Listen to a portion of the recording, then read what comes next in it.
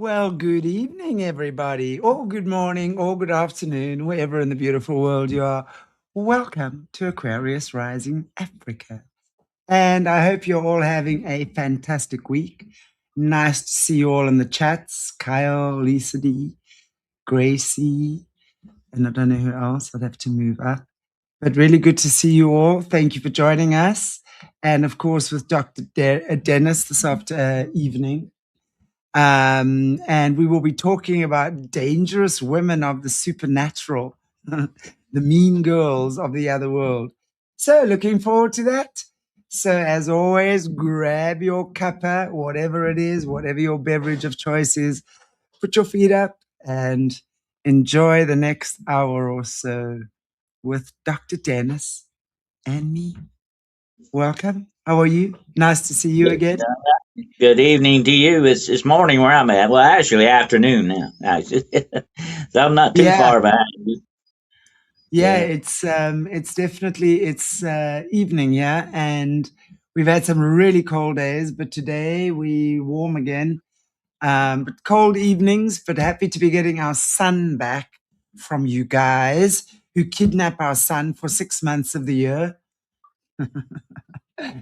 And but nice to see you. Yeah, how's it going there? What's been happening in your life? Maybe you want to share with the viewers what's happening with you and where they can find you and all of that before we get cracking with learning all about the mean girls of the world, of the other world.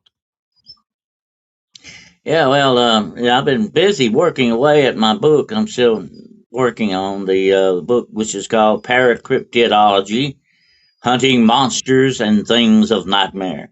And it seems like the more cryptids I find, Shanty, the more I need to put in there. So I'm cramming them in.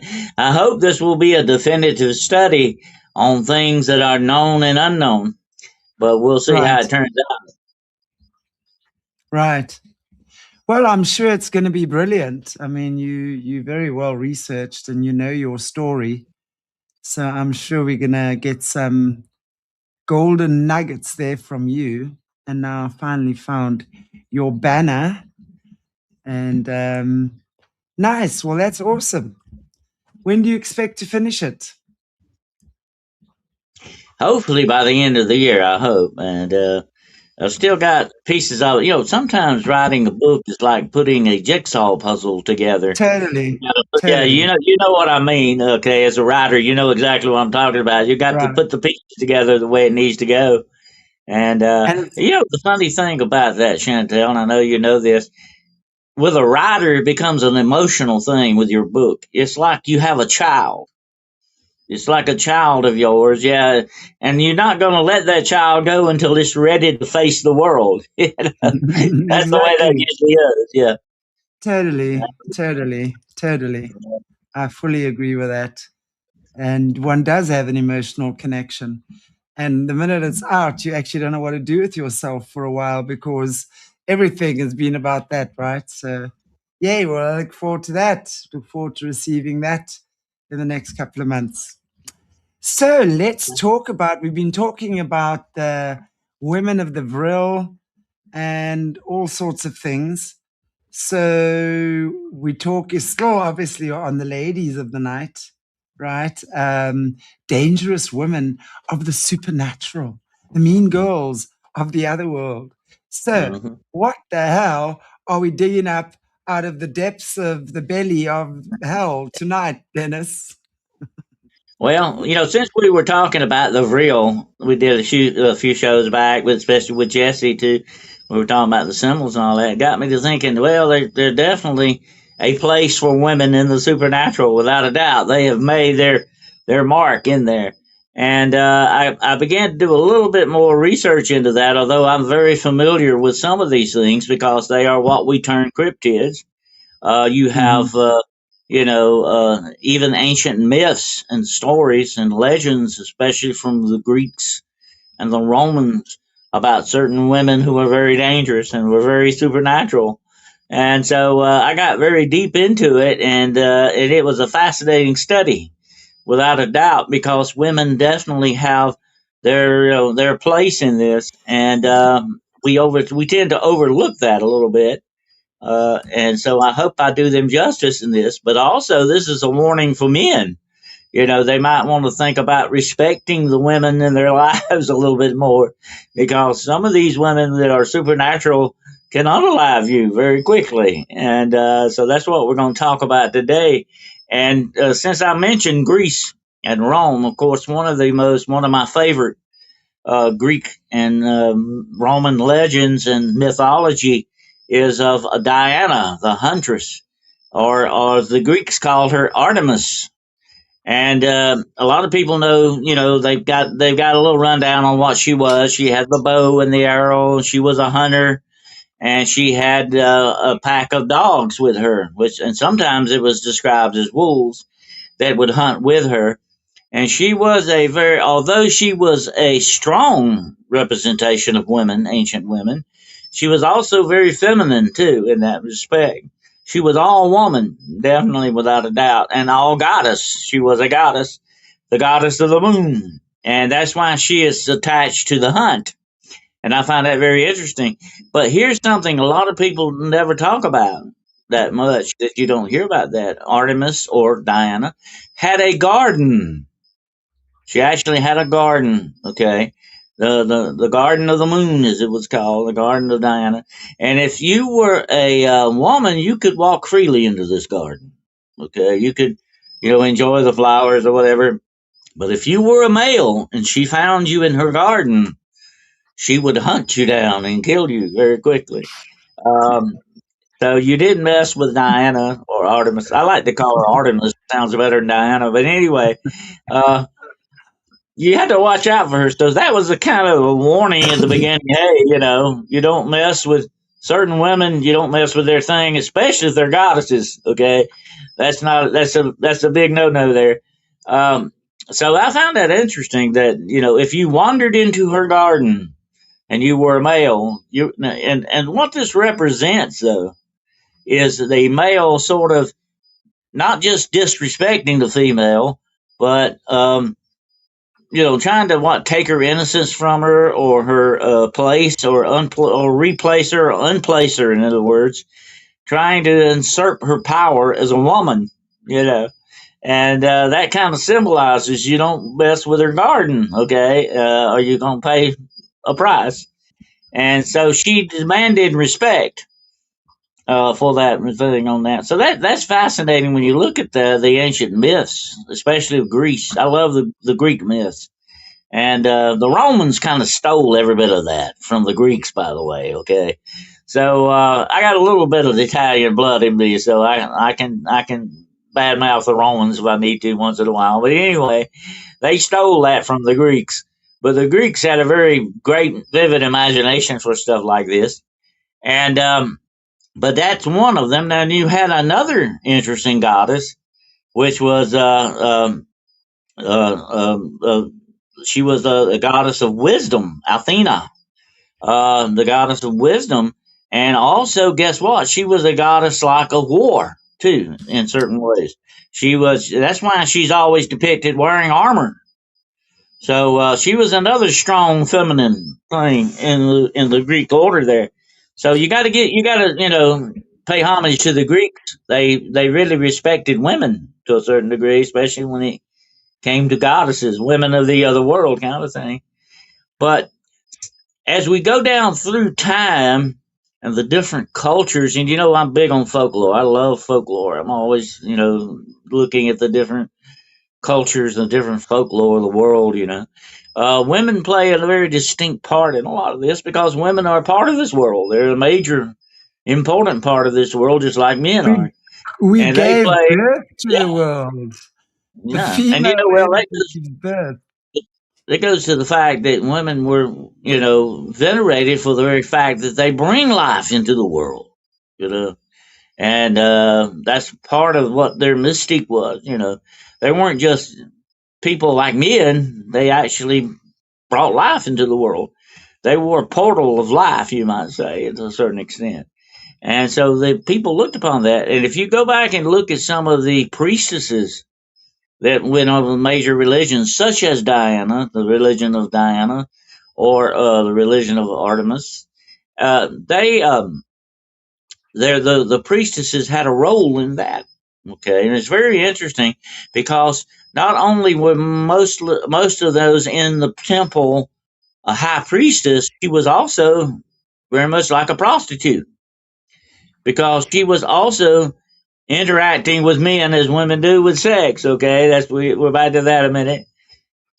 They were interacting that way because that was the way that men saw them a lot. So if you went to the priestess to worship Diana, that was part of the rituals, was a sexual thing, a sexual encounter thing. This was a big thing back in the ancient days. So women were attached to that in that respect. So, but that was the male looking at the woman saying, "Oh, that's what you're good for, sex, and that's it," kind of thing. So they kind of put women down a little bit. But women took that and accepted that role and made it something more stronger. They became priestesses. They became the connection between you and the gods to that extent. And that's interesting. So they were approaching the gods sexually or physically and also spiritually with these women. Okay, very much like the Oracle of Delphi. I know you've heard of her. She was venerated for the very fact that she could, foresee the future and all that. And her words were like law. When what she said went with them. So she was always female. There was never a male oracle. It was always a female oracle. So this is a commendation to women that they held this power, to a certain extent. And the reason I'm saying all this is because when you look at these women of the supernatural, we're going to get into shortly here, they have a power. Okay, they have a power over not just other people, but the power of their own destiny as well. That's interesting to look at. So I think that's a very fascinating part of this that we need to keep in mind as we go along. They're not just monsters, okay? There's something else going on here. They're a symbol not only of power but life itself to these people, to a certain extent, or life or death, as the case may be. And that's an interesting aspect too. But one of the first ones I want to look at that I know you're familiar with is the banshee, which is very well known in Ireland, and it is actually has a lot of different equivalents all over the world. There is a part of superstition shanty that says that we are given otherworldly warnings sometimes of something that's going to happen or something about to happen. We've heard this in our childhood. You get a warning about something, or you get a vision or something or dream that you have, or whatever the situation. It's almost as if something out there is sending you a signal, a message, that something bad is about to happen. It's usually something bad. It's never anything. It's never anything good. Most of the time, it's something bad. But I remember the old timers, would talk about, well, she knew he or she was going to die. She got a warning about it. Something, told her that informed them of secret information that something was going to happen. And the banshee fits this perfectly. She is the portent, not of evil. She's not evil in the fact that she's out to kill you. The banshee does not kill you. It does not attack you. It warns you. It tells you of something that's about to happen, which is death. Now, the banshee in Scotland is a little bit different than the banshee in Ireland. The banshee in Ireland, she wails, and it's what we call a keening noise. In other words, it's almost like a song. When they in wail and sorrow and mourning is not just a scream. It's sort of like a song ascending, sort of almost like an operatic type song. And this is called keening. The old folks call it keening. So it was a very emotional thing, and only women did this. Because men would never be good keeners, okay? Women could handle this role much better than men. Men, of course, would be more of a screaming or a shout, and a woman actually was very emotionally puts it out in a more, I'll say, artistic way. Put it that way, okay? So anyway, she keens. But the banshee in Scotland, she washes. You will see her washing bloody clothes in a stream. This is a sign that you or somebody you know is about to die. Now, like I said again, they're not going to unalive you. They're not going to attack you. They're not coming around. They don't go around killing people. But the banshee, whichever it may be in Scotland or in Ireland, was considered to be a fairy woman. The fairy, okay, the fae, And I tell you what, that is one of the most fascinating. We don't have to do a show on nothing but the fae sometime because it's fascinating stuff. The Fae is just the otherworldly people one step over from our world and our existence. They're not. When we got to get out, we got to get out of our minds. Tinkerbell, okay, that was Tinkerbell was something drawn by Walt Disney, okay. That's not a fairy, folks, okay. That's not a fairy. But if you come close to something that we would call a sprite, now a sprite does look a little bit like Tinkerbell, okay, but it's still not that little thing, okay? It's bigger, much bigger being than that. But that's just something Walt Disney came up with, and we have a lot of shade that gets on us from Hollywood and stuff like that. We look through the lens that Hollywood gives us sometimes, and that's not the true lens that our ancestors were looking through. When you talk about the Fae, they're as big as you and I are. They look like us, but there's something else different about them. They are otherworldly. They are mystical. They have powers that we do not have, supposedly. And here's an interesting thought. I'm just going to throw this out there. There are a lot of the old families in Ireland, including my own, supposedly that intermarried with these people. That they have this kind of supposed blood in them that gives them powers, supposedly powers of fight and knowledge and things. This is supposed to be part of their makeup. A lot of the older families in Ireland claim these things, and in Scotland too, as well. And so there was an intermarriage and intermingling type thing going on with that. I found that kind of interesting too. And we talked about the Fela, which are the werewolves in Ireland. That they were guardians and not beasts of murderous beasts. They were guardians, time spirits. Right. And yeah, I find that very interesting too. And but now, when you go to other places like Germany, for instance, or Switzerland, or Holland, and places like that, they refer to the fairies not as fairies or fae, but as the moss people. Like moss that grows on a tree. They were the earth people. In other words, that was the name they basically gave them, and they were attached to the elements of the earth, and that's where you get the things like, and we've mentioned this before, I think, on your show, the wood nymphs and the water nymphs. They were spirits of the woods, of the trees, and the spirits of the water, and they were always typified as being female. Okay, there you go again. That's that birth thing. Okay, that's that life connection going on there. But they're always depicted as being, now the male part of this would be Pan or the goat men that we talk about. That's sort of the male part of the nature spirits that are out there. And but they look completely different than the wood nymphs or the water nymphs. And some of the women we're going to talk about today could be described as the water or wood nymphs that people have encountered.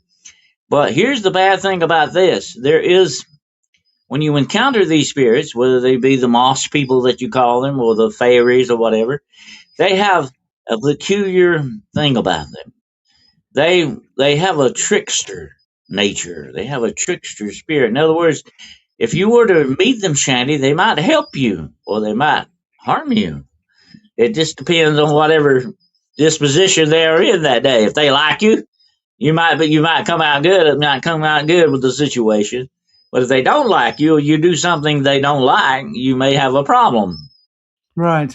And yeah, and a lot of things, and even the Native American peoples, the Aborigines of Australia, they look upon these. I call them spirit beings. They look upon them as typical of whether you please them or displease them. You have an interaction that way. So if you respect the land, if you do certain things that respects them, you sort of pay homage to them, they will usually look upon you in a benign way. Okay, they will say, "Oh yeah, we'll get along with you. We'll let you do what you need to do." But if you disrespect them, okay, if you do something against their precepts, their laws, then they're gonna come down on you. Sometimes it's pretty hard, but But sometimes these don't you here's have the to offer don't you have to offer them some type of sacrifice though to appease them often? that's that's sort of like leaving cookies and milk out for Santa. Okay, or and in some parts of the world, like in Holland, you've got the wooden shoes. You put hay out there for his reindeer. You give an offering. Okay, and a lot of people. Here's the interesting thing. This is freak you out. Okay, this is going on today with people trying to get in touch with Bigfoot and Sasquatch. They're leaving offerings for him out in the woods, uh, and the Native American people to appease these spirits would often leave offerings of tobacco.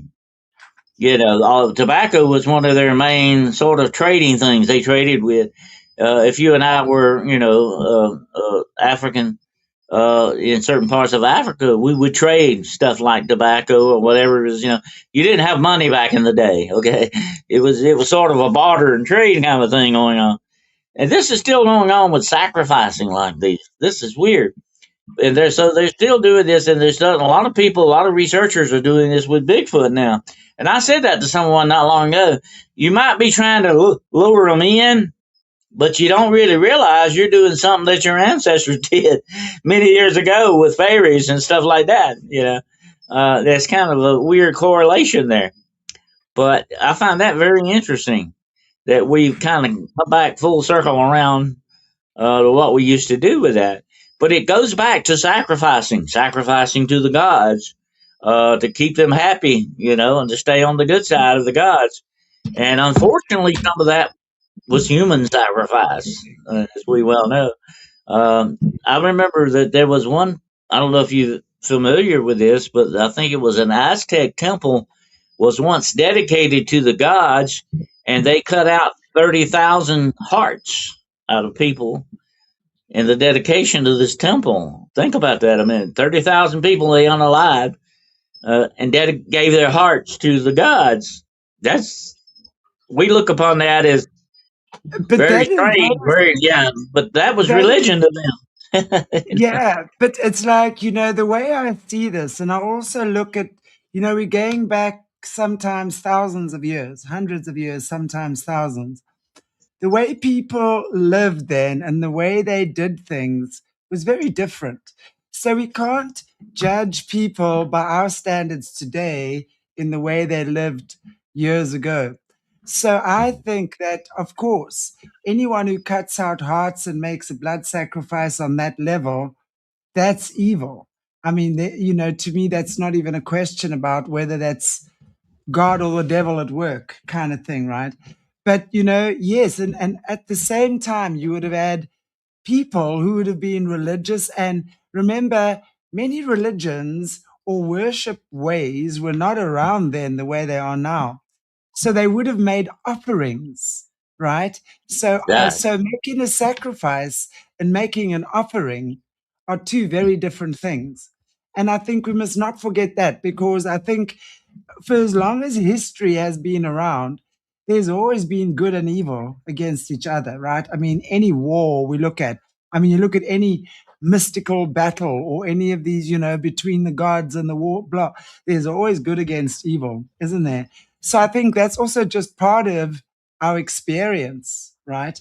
Is that was the way it is. And that has been our evolution to get us to this point. But I would not say that the people that were making offerings were evil. I think that was their way of, like what we do now is praying for abundance, you know what I'm saying? Or to fix whatever it is that's wrong in our life.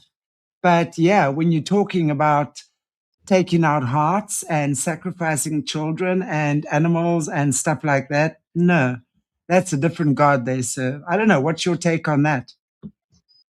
Well, yeah, the gods demanded blood, definitely. But when you're looking at the fairies, the moss people in certain areas of that, you're on a lower key level of sacrifice here, okay? Most of the time you didn't do that. The, of what we know, there could have been some human sacrifice going on that, there's some there's some indications of that at Stonehenge and ancient places like that, certain temples, that this may have gone on, especially with child sacrificing, you know. But anyway, with the fairies, though, you weren't quite on that level. You would either leave, some food or something to drink outside. Now, there is a tradition that certain pubs, I don't know if people know this or not, but certain pubs in Ireland, once in a while, I think on certain times of the year, they will leave a cup of stout outside for the leprechauns. Okay, that's sort of a little thing for the leprechauns, And they used to joke about that because the town drunk would always be the one that would drink he's the one that would get the leprechaun. He's a The leprechaun. leprechaun, yeah, He's the leprechauns leprechaun. get short So anyway, that's interesting. So a lot of people would go out in the woods, Shanty, and leave sacrifices for the wood nymphs or the water nymphs, and they had a good side to them and a bad side. And the bad side was if you disrespected them, they would lure you into the woods and get you irretrievably lost, and you would probably die out there. They would leave you to expire. Or if you got too close to the water's edge, they would reach up and grab you and drag you under and drown you that quickly. So there Yeah. was a good side to them and a bad side to them. And this is kind Always of a two human, sides of the yeah, coin. Yeah. yeah, it's a human characteristic. I mean, every man or woman Mm, you meet, they've got a good side and a bad side to them. That's just the way exactly. it goes. Yeah. So, Exactly. Exactly. but now you're dealing with something that can unalive you very quickly, just like people can. But when you get deeper into that, like with the banshee, she's a warning thing. She's not out to really do any harm to you, unless, of course, she makes you have a heart attack. But that would be a different thing. But uh, That's that true. that would definitely be that. But now, in my family, my own family, when my grandfather died, and this, I was very little child when this happened, but I remember hearing about this. Okay, that my aunts talked about before he passed. They heard a woman crying, and there was no one there, and they heard a woman crying. And I remember them talking about this, but they didn't know that they were talking. I don't think they knew they were talking about a banshee. I remember later on hearing about this and thinking, oh, gosh, that sounds like they may have heard a banshee type thing going on here. And when you get, and of course, a lot of the old families of Ireland all had their own banshee kind of a thing that would warn them when somebody was about to pass or die in battle or whatever. And that goes with the Scottish banshee washing the bloody clothes in the stream. Usually a sign somebody dies in battle, that somebody's going to die in a war or whatever. And actually, I have another story in my own family about that happened in World War II. And of course, I wasn't alive then. That was before my time. But well, my father was in World War II, but I was a after war baby. Okay. Anyway, I remember hearing about. They said that my cousin, who was stationed on a aircraft carrier, he was he lived there, and his mother actually the day before they found out he died, his mother actually seen him in a cornfield. They were out doing something in a cotton field or something like that, and she saw him out there, and he waved at her, and then he was gone. He just wasn't there anymore. And then the mother told somebody with her, oh, whatever his name, Paul, whatever his name, I think he's gone. I think he's passed away because I saw him, and and he was in the service. And sure enough, the next day they get that dreaded black bordered telegram. Your son's missing in action. And what had happened? Wow. A plane had come in on the aircraft carrier and hit him. He was out on the deck, and the whole thing went over the side. And I don't think they ever found his body, but she got a warning of that. That's what they call a warning of his death before it happened. And I find it very fascinating that, and and if you are supposedly have second sight, supposedly you are more prevalent to see these things. That's what we call the call-born people. People born with a caul over their faces is called. Actually, this is part of the placenta. The placenta covers the face, and they say if you were born that way, and I was, by the way, actually had born like that you have second sight. That's never occurred to me. I don't have that much second sight myself. But they say you will see things that other people cannot. And I think maybe I fit that bill a little bit because I have seen some things that other people definitely have not seen, without doubt. But anyway, getting back to what I was saying, the banshee was definitely a warning. But then you have other things that go past the banshee. These things will unalive you very quickly. And in the annals of the Fey women, the fairy women, or whatever you want to call them, the good folk, as they will them. They don't even like to say fairy or Fey. They call them the good folk. Okay, you don't mention them, you don't talk about them, you just leave them alone most of the time, and they will leave you alone, kind of thing going on. But another part of this are the ones that are actually going to unalive you. They do some bad things to you, and some of them are called in Scotland. I've been looking this up. Definitely, this is fascinating stuff, folks. In Scotland, they're called the banshees. The banshees are a group of women, beautiful women, who wear long white dresses, and you will meet them out in the woods. They will want you to come dance with them. And if you are foolish enough to do this, and it's usually in a fairy ring. Now, you know what a fairy ring is. It's usually a ring of mushrooms or unusual feature of grass or whatever. I've actually found some of these, and it is a big, big thing in superstition that you do not mess with a fairy ring. You don't mess with the mushrooms around it or whatever. You respect it. You leave it alone. Okay. And there are fairy trees like that too, by the way. There are trees that supposedly people will hang ribbons on them. Farmers will plow in the field around these trees. They won't touch them because they belong to the fairies. And it's not a good idea to mess with their stuff, okay? So, the banshee, if you see them out in the woods, they're beautiful women. They're described. Some of them as having blonde hair, some of them as dark hair, whatever situations, or red hair. They are dancing out there in the woods, but do not go and dance with them. And they can lure women in to dance with them too, by the way.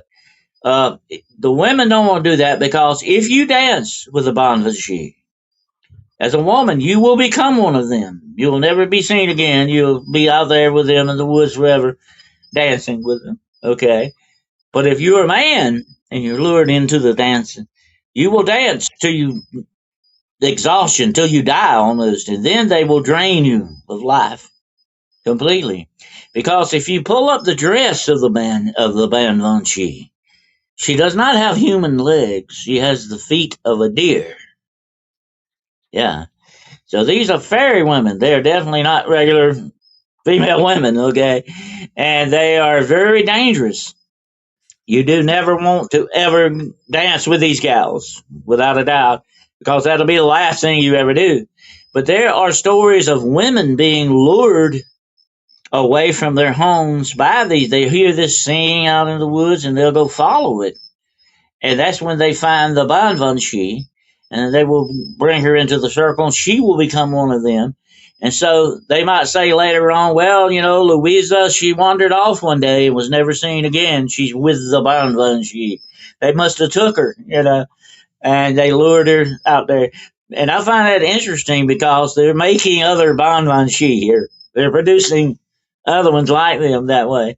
So it's not just attacking men, which they do. They're unaliving the men, but they're also getting the women in on one side as well. And here's a really weird thing about this. Thousands of miles away in Romania, you have the same women doing the same dancing thing going on. And they are called the Vila. That's Vila or Vile, Vila or Vili. The Vila. Vili, yeah, the Vili, you've heard of them?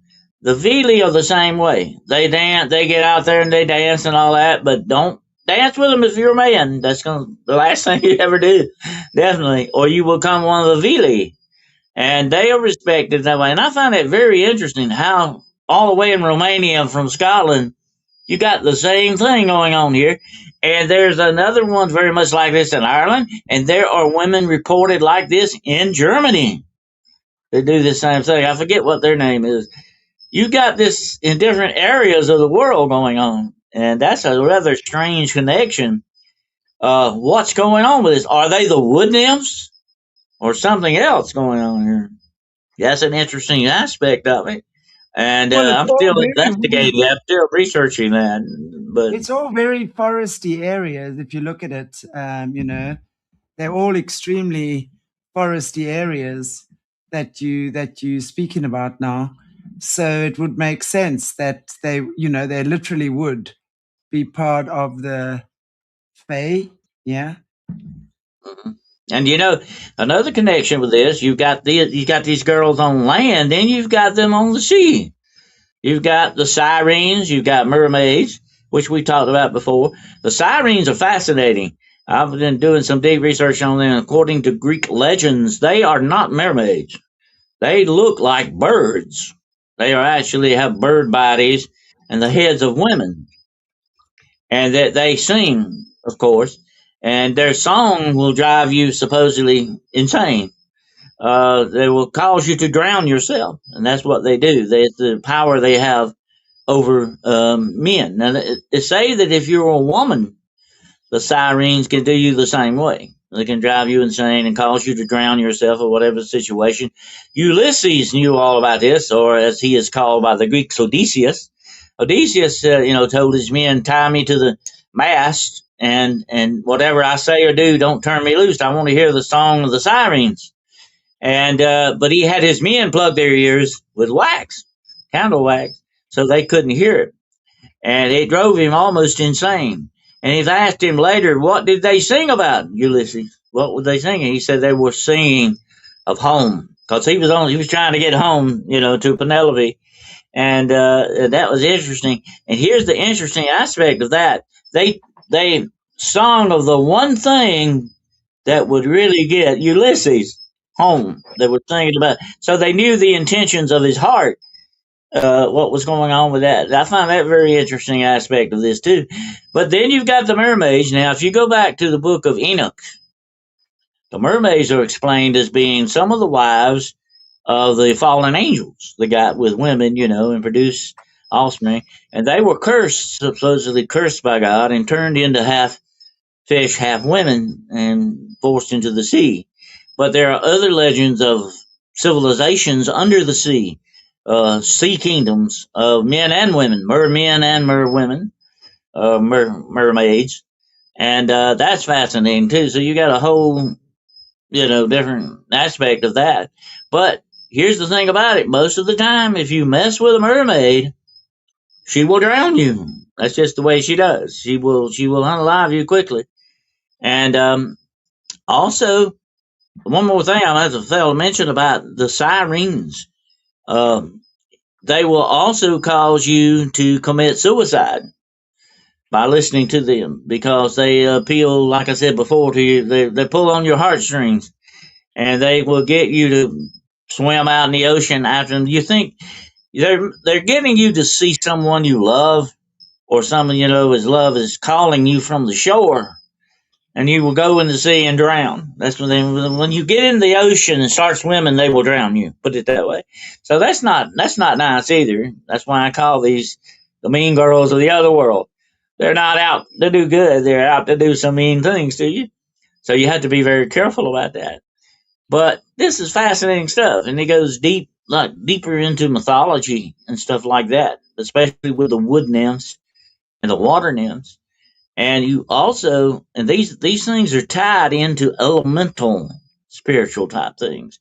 Now the elemental spirits, earth, wind, fire, and water and all that, they're the earth spirits.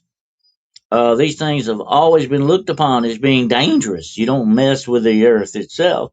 And I think this is sort of a lesson for some of this, is that with nature, you respect nature, because if you don't, nature will disrespect you.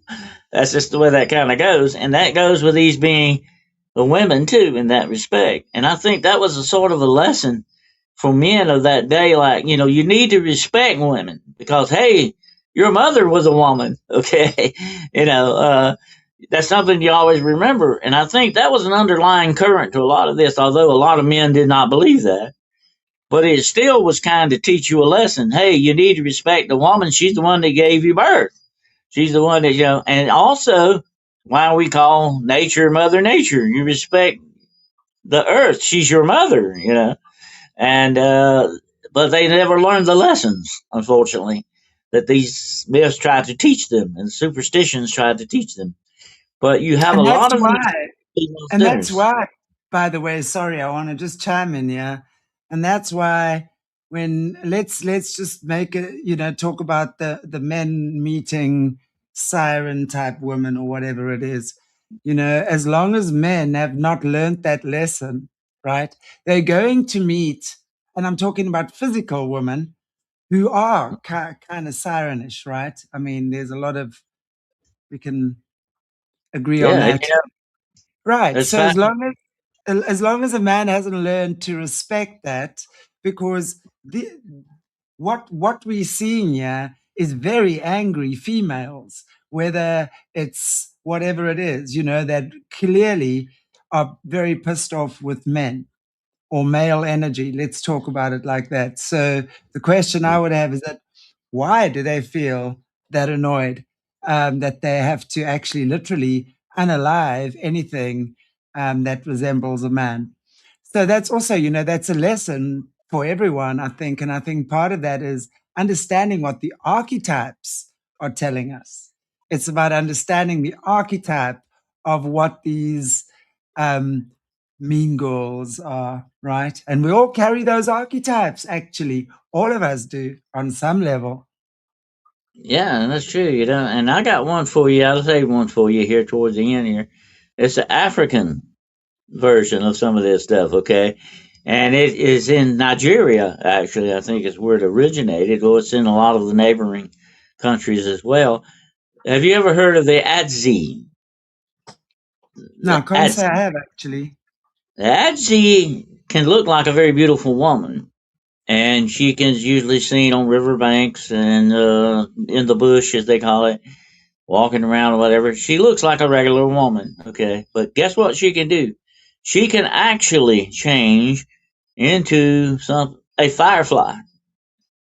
And if she gets in your house, she will suck your blood out. And she usually attacks small children most of the time. And I find this fascinating. I've never seen a vampire get turned into a bug. Okay, but this They're is what she is. shapeshifters. Uh, They're yeah. shapeshifters. They're shapeshifters. Yeah, so they can do that.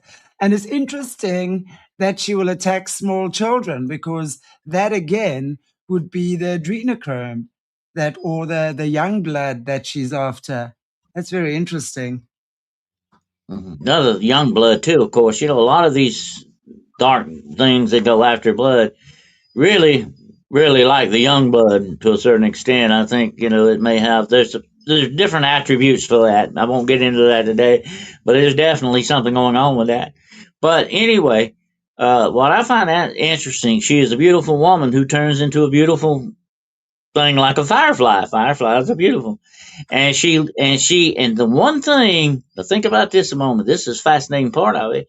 She gets in the house. She's the one thing that would lure a child out away from the safety of home to do what he wanted to do to him as a firefly. That makes a lot of sense when you think about it. But that is Fireflies are fascinating. fascinating. They're fascinating creatures, I mean, Yeah. you sit around at night and watch the fireflies. They're fascinating. So it's very interesting that she would have chosen that shape for herself, actually. And what will keep her away, okay? Supposedly, the one thing that will repel her is salt. And it must be sea salt, by the way. Or is a symbol or a medallion or whatever of Oshan. You've heard of Oshan. What's Uh, Ocean? Oshan is the water goddess. Oh, right. She is the goddess of fertility and children. And I think that's interesting because the image of her would protect the child. See, so there you go. That's the good girl there, It's the opposed to the bad opposite girl. side of the coin. It's like the two sides of the same coin again. You see, it's very interesting, when Yeah, we look at these polarities, because I think it's in every mythological teaching that we taught, right? Whether it's the Greek gods, the Roman gods, the Maseroth, whatever, there's always the opposing, the two sides of the coin, and understanding that's that, the two-faced guy, Janus. There was a good yeah, yeah, side and a bad side. Yeah, yeah, yeah. yeah, yeah. But that's what we are as well, human beings. We have, as you say, we can be very happy in our joy today, and tomorrow something can happen that just puts you in the place where you like I'll say today I feel like a raging banshee. I'll use that word for myself. That's the word I would use for myself if I'm pissed off at something. And funny, we were actually talking earlier on my earlier show about anger, and it's exactly that whole, that banshee kind of, when you've kind of had enough, right? When you've bottled it all up and you've just had enough, that's when the banshee comes out. So it's interesting because, as you say, the one would be the usurper of life, and the other one would be the protector of life or the creator of life, right? And then you would find the two faces of all of these mythological And there's the entities. interesting thing, Shanty, is the gods are reflections of us. They can Yes, be of good, they course. can be bad, Or and I are find we it. reflections of them? I saved a good one for the last here, okay? And this is one of my favorites, and it's kind of tragic, unfortunately. But in Ireland, there's the legend of the Dearg Due. And Dearg Due is actually Celtic for red blood. Okay, that's what it means. And it's the story of a very beautiful young girl. She had long, beautiful red hair, and she was one of the most beautiful women in Ireland. And she was in love with the miller's son, and he was in love with her. They were planning on getting married and staying together and being happy. But her father had other plans for her. And back in those days, parents could tell children who to marry, and most of the time it was what we called a marriage of convenience. Especially if a lot of money was involved. And that's what the problem was with this. Her father had already set her up in marriage to an older man who had money. And Mm, she said, "Oh, no, I don't want to do that, Father. I love the miller's son. I want to be with him." He said, "No, you got to do what I tell you to. I'm your father. And, you're going to do what I tell you to do." Of course, back in the day, men had that much power over the women, right. especially back in those days. Yeah. So he said, "You're going to do what I tell you because we need the money. And this man was like, she was like, 16, 18, something like that. And this man was like in his 50s. And she did not want this, definitely. It broke her heart, broke her spirit. But she married him anyway. She had to do what her father said. She married him. But the man, she was very unhappy. And the man was very abusive to her. He was mean to her and beat her sometimes and was just, very, very evil towards her and very domineering. And it broke her heart, broke her spirit. Eventually, she did something very bad. She unalived herself because of it. She made that decision. But that's not where it ended. They buried her, but she came back. And she still walks in the shadows of Ireland to this day, to this very day, and in the dark alleyways and in the woods. And she lures men to her with her beauty, and then she drains them completely of life and blood. And she has a vendetta. She never attacks women, only men, Of course because of not. what they did to her. Yeah, she's Yeah. getting her revenge, definitely. So in Ireland, they tell you when darkness falls to respect the Dearg Due. If you see her, leave her alone. Don't, especially if you're a man. Don't follow her if she tries to lure Yeah. you into Is the that right? shadows. Yeah, Yeah. and that's the warning I leave every man listening to me today, okay, gentlemen? If you meet a beautiful woman way out in the middle of nowhere, wherever it might be in the woods or everything, and she wants you to follow her. Do not do that. That's not a good idea. Well, the moral of the story is don't piss women off. Yeah. Don't mess with them. Don't, especially, Don't don't mess marry with them off girls. to someone they don't like. Don't marry them off. Okay. But But yeah, it's well, I true. think the whole thing, my own synopsis of all of these types of myths and stories are trying to teach you, to respect women. And that's a good idea. Respect everybody, not just women, men too. Okay. But respect is a very big thing. And if you disrespect someone, whether you slander them or you marry them off to somebody they don't want, or whatever the situation, you can expect to get some disrespect back if you're not careful. So Yeah, of be very, course. I mean, very wary. res- Yeah, but you yeah, know what I want to say, Dennis. You were talking about women, and of course, the power that women have, and that's true because men have the physical strength, the power, right, to physically overpower a woman, I'd say 95% of the time, right? So, because of history and the way that men have basically overpowered and hurt women physically, women, on the other hand, so men have the gift of physical strength. Women, on the other hand, are gifted with emotional, unseen ability to tune in, to connect to the unseen world, which is why women will 95% of the time probably make a better witches than men or do better channeling work. Doesn't mean that a man can't. And I want to make that very clear because we both have masculine and feminine energy within us, right? So a man is not devoid of emotion. He just needs to learn how to work with them. A woman isn't devoid of that strength. She's just got to learn to access a different type of strength. So that's, and so women would then use the power, the witchcraft to get men back because that's the way a woman retaliates after a man has beaten her, abused her, taken away her home, taken away her security, taken away her kids, that sort of thing. So then she will resort to those tactics. So women are definitely more adept at being witches because as a woman we hold more emotional energy, water energy within our body. So it's natural for us to have a more natural, unseen connection. So that's how the one, now imagine putting those two together in a complementary way. That's why I say men and women complement each other. They're not here to compete. This is what happens when we compete, right?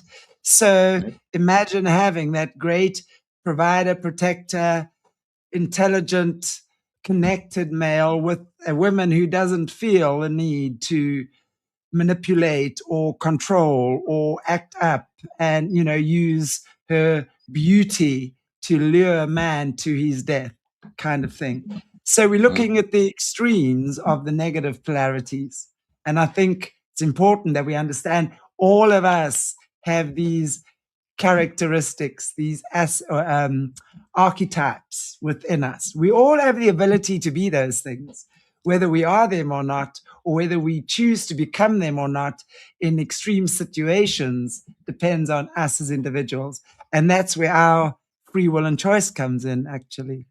And a lot of people still think violence is the only way, but it's not. When you attune spiritually, and when you are aligned with God Most High, your intuition is the voice of God. Then you do hear God's voice through that. But that's when you're no longer using it as a weapon. It's no longer used as a weapon. You can weaponize things or not. And that's the difference. It's the hmm same energy used in different ways. absolutely. Yeah, especially when it comes to weaponization of things. I Yeah. was telling that to somebody the other day. Look at the things that politically are weaponized, like racism is weaponized, fear is Everything's weaponized. weaponized. You look at Totally. yeah, but when it comes to a woman in power, I think the women have a bigger toolbox than the men, without doubt. Well, it's not about. I mean, and again, I don't say it's anyone's better or worse, but I think when you look at every powerful man, he's always got a strong wife alongside him, and often these men would go and get ask their wives what decisions, if they've got big decisions to make, they'll Hmm. often get their wives, because their wives would often be more intuitive. Often their wives would be maybe a witch herself, right? So that she could then access information that he can't. I mean, I think about Ronald Reagan and his wife, Nancy Reagan. They were famous for using astrology. Now, I mean, for me, the Mazzaroth is one thing, understanding how the heavenly Mazzaroth works, but it's another thing to use it to manipulate and get a fair, unfair advantage kind of thing. That's where it becomes abusive. And that's what I think we're looking at here. So you'll have that kind of thing often. And when when we're looking at a lot of the, like speaking to Jesse, we see how much witchcraft manipulation is behind the scenes. Anyway, all of these elites and the ones in control are all witches and mages and things like that. They all operate. They wouldn't be getting to those positions unless they were pretty damn adept at the That's like alternative world. I always say, Shanty. Power is knowledge, and knowledge is power. But it depends on how you use it. That's Of the main course. thing. If you use it for good or for bad. But that's Exactly. definitely what it is. And that's what the occult, that word occult means. Hidden knowledge. There's a lot of this knowledge that they use for good or bad in these situations. But it is power, yeah. But you can be abusive of that, and that's what you got to really watch out for. Absolutely. Not just being abusive to other people, but abuse what you have, the gifts and talents that you have too. We have to be careful about that, definitely. And I think that's what Totally. these stories warn us about. Uh, to be very respectful of these things, wherever they may come from.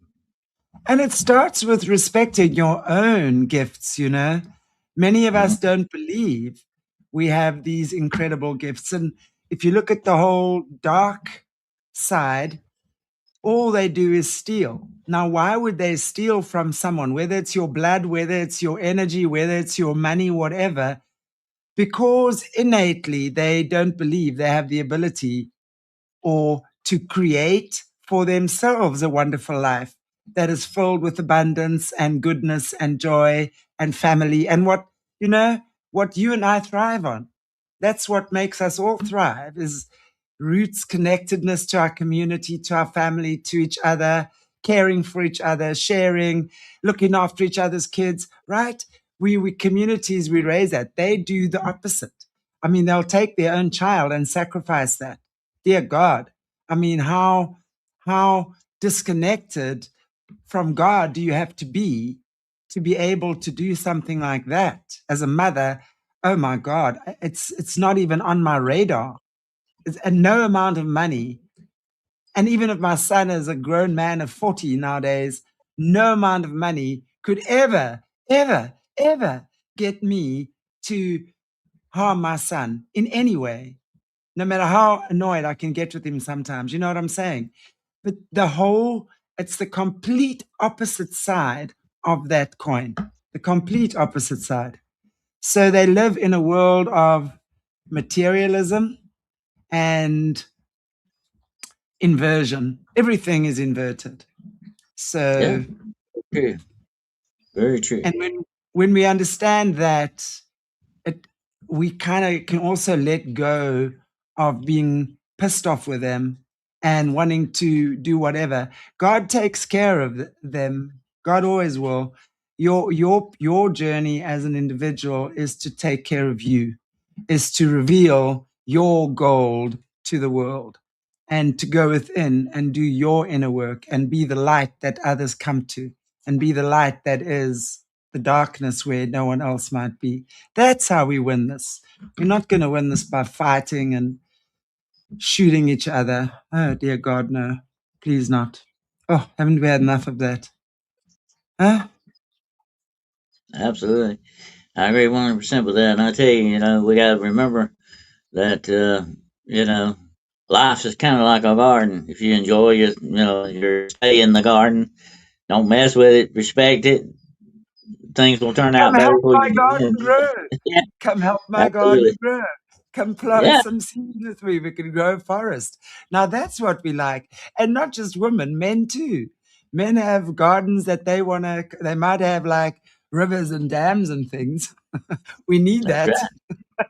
Yeah, we got the gardens, you got the rivers. Yep, We like that. yep, The absolutely. bottom line is we are all just walking each other home, and no one of us is more important than the other. We're different, we're unique, we're meant to come together and move as one. And that's how we're going to get out of this hellhole. Mutual And respect. Yeah, mm, definitely. Mutual respect. Yeah, definitely. absolutely, Yeah. absolutely. Thank you, Dennis. Another great conversation, and I look forward to seeing you back in 2 weeks' time again. Is there anything else that you want to maybe just share with our viewers before we round up for today? Yeah, you can come over to my channel, which is called Hunting the Shadows YouTube podcast channel and agency. I call it agency because I also have a paranormal consultation service.